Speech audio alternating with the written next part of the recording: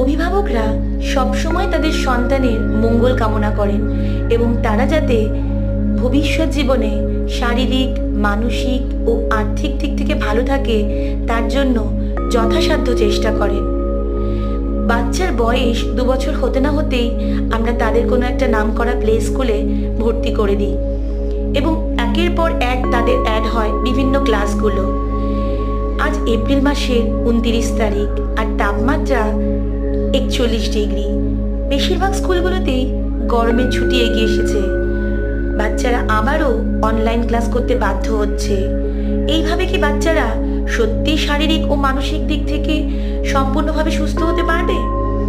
গাছের রচনা বাচ্চাদের শুধু পড়ালেই চলবে না, ভবিষ্যতে যাতে ওরা সুস্থভাবে বাঁচতে পারে তার জন্য ওদেরকে এখন থেকেই গাছ লাগানোর জন্য উৎসাহ দিতে হবে।